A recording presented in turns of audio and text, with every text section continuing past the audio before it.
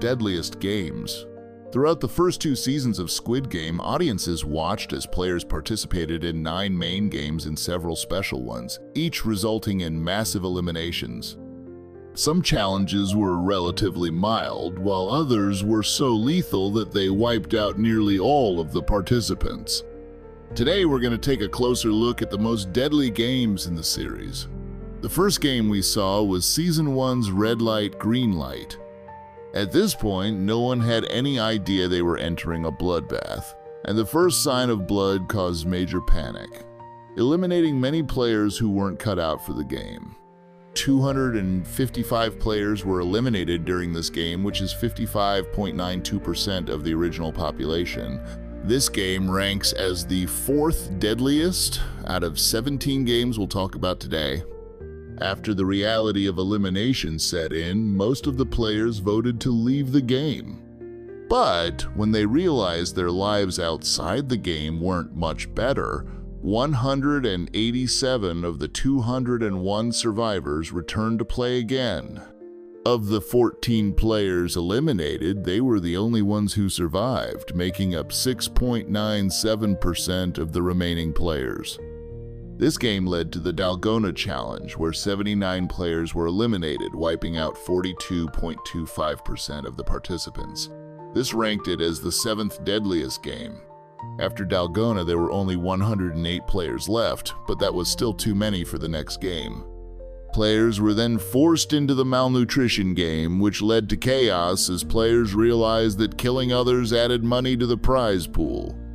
In this event, 28 players were eliminated, reducing the number to 80. This game accounted for 25.93% of the remaining players, placing it in 10th on the list. Next came the tug-of-war match. This game caused half the teams to be eliminated, dropping the player count by exactly 50%. This resulted in 40 deaths and ranked it tied for 5th place on the deadliest game list. Then came a special event where player 111 convinced a fellow player not to attack. Corruption was uncovered, and several players were killed, but this event had the lowest mortality rate at just 2.5%, which is the least deadly of all the games in the series. The marbles game followed, which was surprisingly not a 50% elimination rate, even though there were only 39 players left. In this event, 22 players were killed, giving it a mortality rate of 56.41%, making it the 3rd deadliest event in the series. After this emotional game, the 17 survivors were left, having just killed the closest people to them. Player 69, emotionally shattered after killing his wife, ended up self-eliminating. This game had the lowest mortality rate at 5.8%, placing it in 15th place. Then came the glass bridge game, one of the most emotionally taxing. Players had to make life or death decisions that affected the group's fate.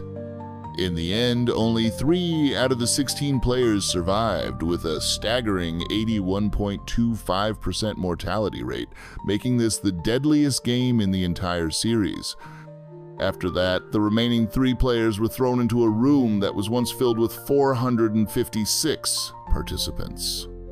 However, the friendship bonds had turned cold, as player 67's injuries were reported by a different player.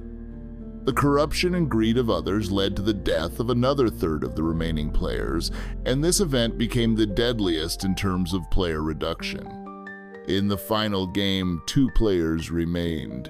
After an intense emotional battle, player Sunwoo self-eliminated, leading to the death of 50% of the remaining players. This game tied for 5th place in deadliness, concluding Season 1's events. Season 2 starts with the same red light, green light game, but with some advice from player Gideon, fewer players were eliminated this time.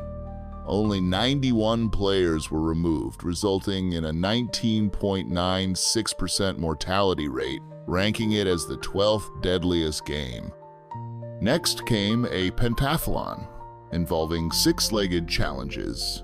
Out of the 365 players, 110 players failed to complete the challenge, accounting for 30.14% of the participants. This placed the game as the 9th deadliest event in the series. The next game was the Mingle game, where 255 players were reduced to 100 over 5 rounds. This game had a 60.7% mortality rate, putting it in second place in terms of deadliness. Tensions rose during a voting event, leading to a brawl in the bathroom. 5 players were killed in this altercation, representing 5% of the remaining players. This event ranked as the 16th deadliest. Next, we saw the bedtime battle, where no definitive elimination count was given. Based on the scenes, I'm assuming 20 players were killed, making up 21.5% of the remaining players. This game takes 11th place in deadliness. Finally, the Rebellion game began, with 12 players participating. Assuming player 246 was killed, this game led to 8 deaths, or 10.66% of the players.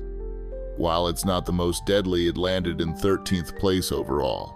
And that's an overview of the chances of elimination in the Squid Game events. So, what do you think? Which games would you have survived? Thanks for tuning into our deep dive into the deadliest games of Squid Game. Let us know in the comments which game you think you would have survived. Don't forget to hit that like button, subscribe, and ring the bell for more awesome content like this. Stay safe out there, and remember, it's all just a game. See you next time.